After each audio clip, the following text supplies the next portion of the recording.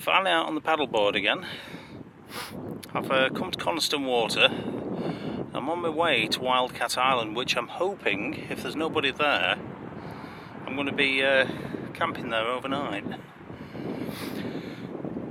I'm looking forward to getting some sunset photos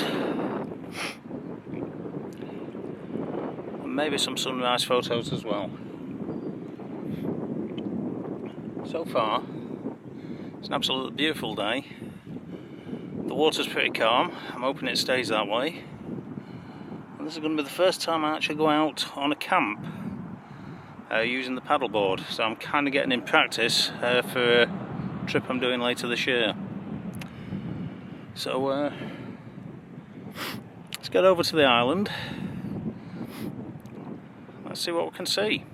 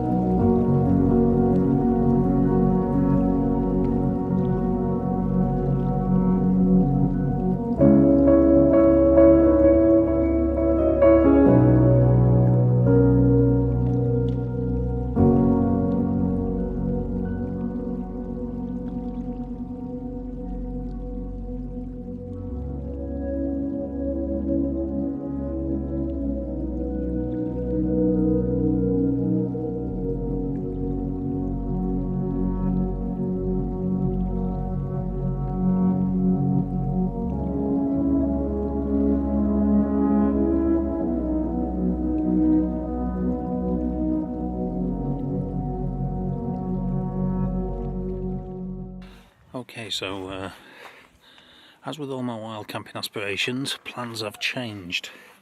I'm not going to be staying on the island tonight because there are other people here. However, I'm still going to get the photos I want. I'm still going to get some B-roll to show you around.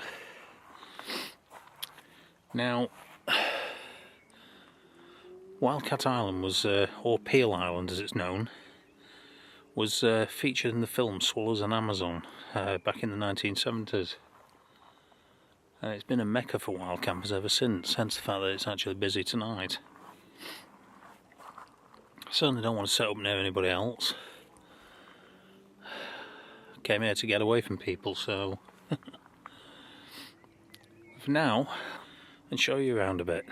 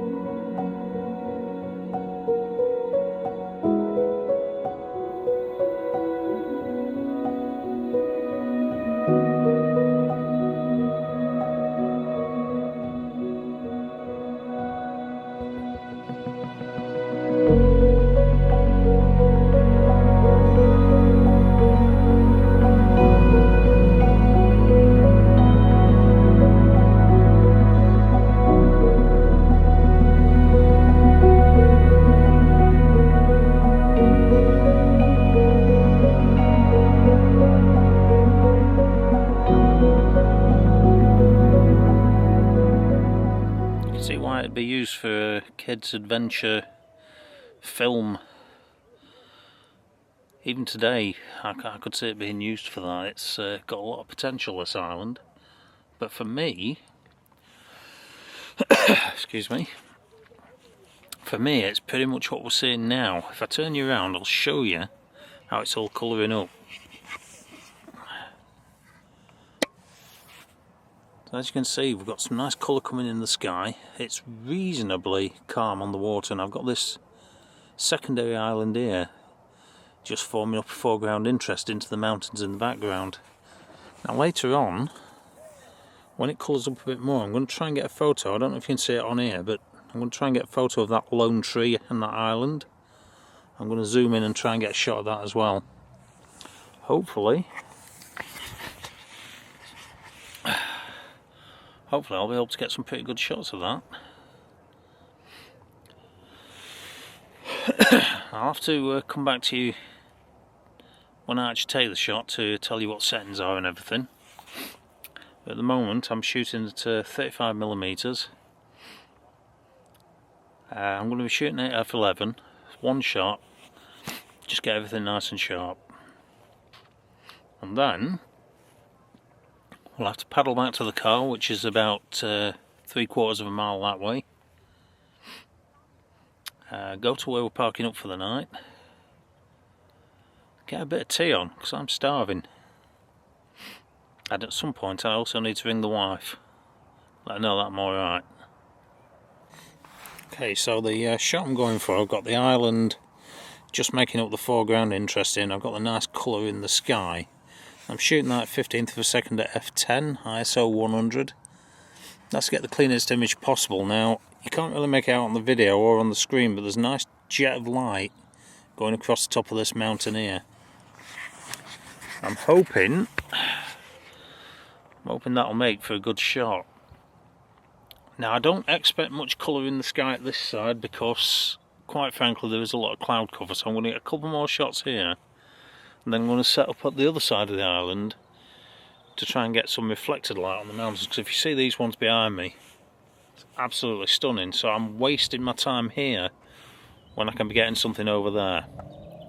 So whatever these two shots come out like, I'll put them up now for you.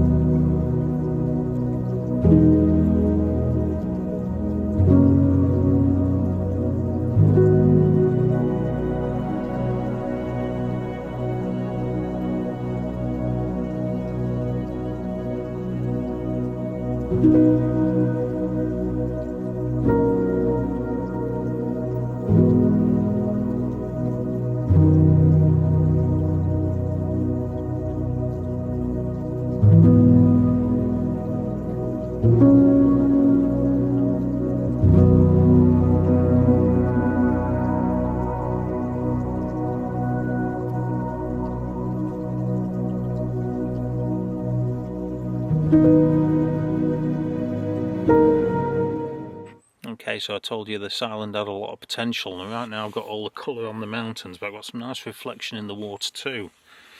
And that's making for a great image. If I turn you around and show you what I'm seeing, as you can see, I've got the camera pointed out here now. These branches here, they're not only making a foreground interest, but they almost look like they're reaching out to the mountains. I've got this rock with all the moss on in the foreground, just making up a nice foreground interest. I'm going to focus stack all that, and obviously the main event is the light on those mountains over there. It's absolutely stunning. Definitely worth a shot. Now there's one more shot I would like to get, but I'm not sure how it's going to turn out, and that's looking down Coniston Lake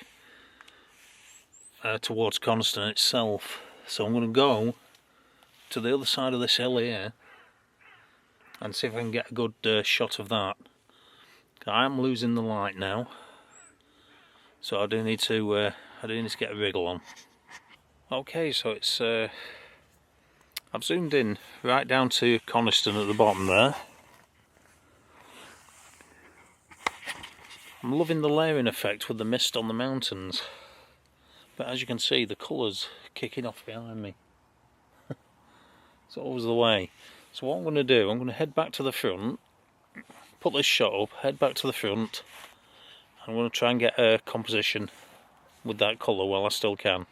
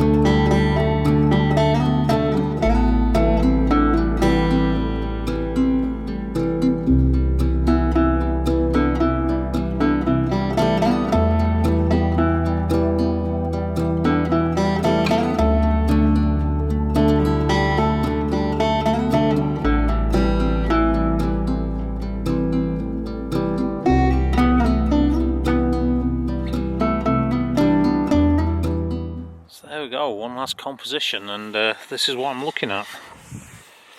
I've got the rocks leading off into the mountains in the distance. Got a nice bit of reflection on the water, and some gorgeous colour in the sky. Definitely making the most of that. This is going to be the last image from here, unfortunately. It's a beautiful location. It's a shame I can't actually stay the night.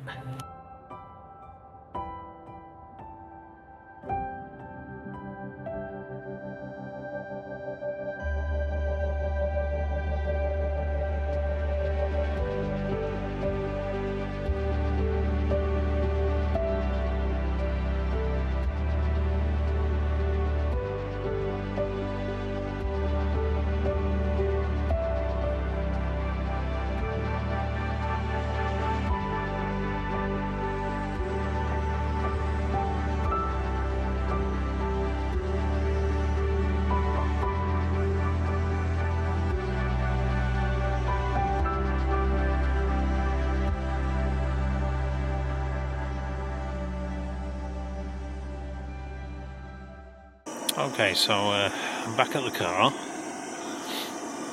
Just got the jet boil on there. Have a simple tea tonight, a couple of cereal bars and a pot noodle, and a bit of hot chocolate. But I have to admit, I'm bloody hungry, so I haven't left Coniston Water yet. I thought I'd get something to eat first, and then decide what I'm doing from there.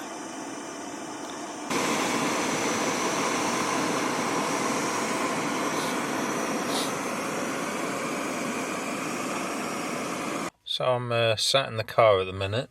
I'm still at Coniston Water. I reckon I'm going to stay here the night. It's actually quite nice and peaceful, apart from the odd cars going past. But it is only 7 o'clock, so that could probably die down later.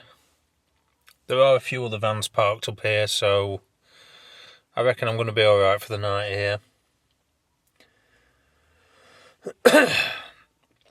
I'm a little disappointed that I didn't get to Wild Camp, but I don't mind sleeping in the car. It's a nice, comfortable mattress. I've gone to the effort of setting it up. I might as well use it. So far, quite enjoying it. It's been a good day. So yeah, just had tea. I'm going to watch a bit of YouTube. Call the missus. And just generally chill out for a bit. Well, it's It's about 11:15 now. I'm going to get in bed, go to sleep, and I'll see you in the morning. Night.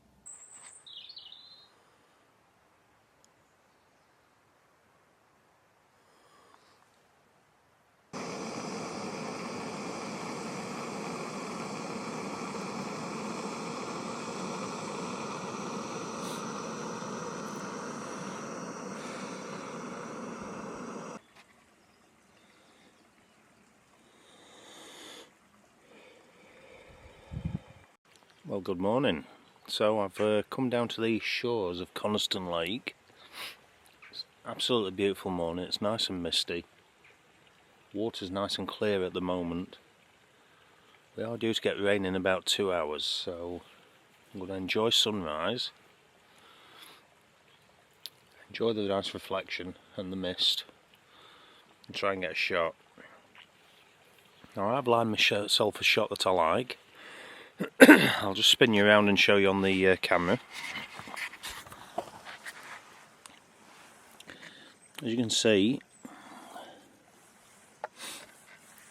I've got this bit of a tree in front of me here that's still got some autumn leaves on it. I'm hoping to be able to do something with that colour later on. Got some nice reflections. Got some nice reflections on the water and the mist in the background over Wildcat Island. I'm hoping that later on that will actually translate into some mist on the water.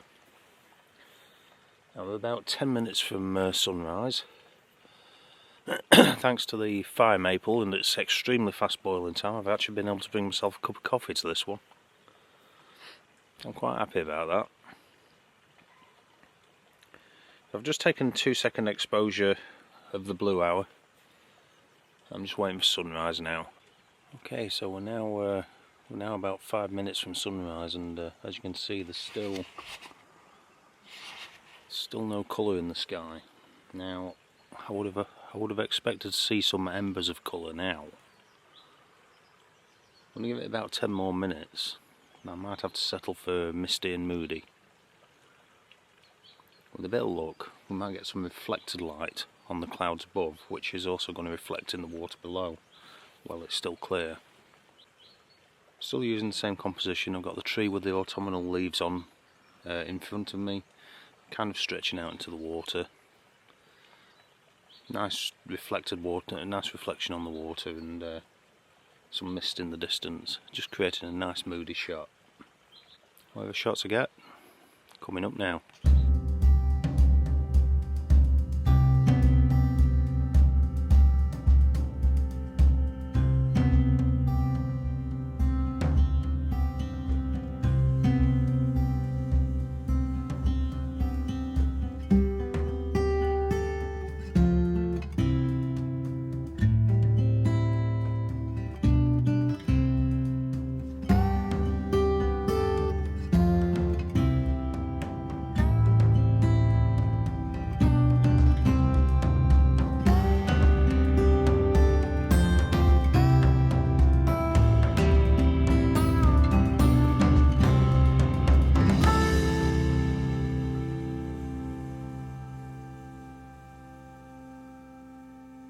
You may be wondering why I'm not focus stacking the image to get the foreground and the background sharp. Well, because of the mist on the mountains in the background, there isn't much detail there anyway, so the lack of sharpness on them doesn't really make much difference. If there was no mist there, I'd consider focus stacking. But in this case, there's enough sharpness in the water to actually make up for the lack of sharpness in the background. If I actually spin you around and show you the scene, you'll see what I mean. There's no detail in the mountains and on the island, which means it doesn't actually benefit from focus stacking at all. Even if I focused on the background, there isn't enough detail there to pull out because of the mist. So getting the foreground sharp and making the use of the colour and the light is much more important for these images. So that's another fantastic night camping in the car in the Lake District It's been a really good night. It was much warmer on that mattress this time than it was last time. I can still see the benefits of a van. One of the biggest downsides of camping in your car is all condensation on the windows. I imagine you get the same in a van, it's just easier to spread out a bit more. The upside is you wake up to views like we had before. Unfortunately with those images we didn't get much colour in them, but I had the colour from the leaves, so I'm pretty happy about that. Hopefully you enjoyed this video. If you did, give it a like, share, and if you're not already a subscriber, please subscribe. Next month in April I'm hoping to do another car camp somewhere else. I'm really getting into this now. I'm really enjoying it. It's very relaxing, it's good for bringing the old blood pressure down. Every session's a learning experience. What I might get is one of those dehumidifiers you can put at the front. That might be an idea. Next thing I need to get is a new drone, because yesterday when I went to the copper mines, which was the previous video, sadly I lost my drone that I've only just got. A bit devastated about that loss, but I think I've come up with a suitable solution. I'm going to get something like the Neo 2. It won't take very good photos, sadly, but it will still take video and it's cheap to replace, so yeah, I think that might be the way forward. Either way, I'll see you in the next video. Bye for now.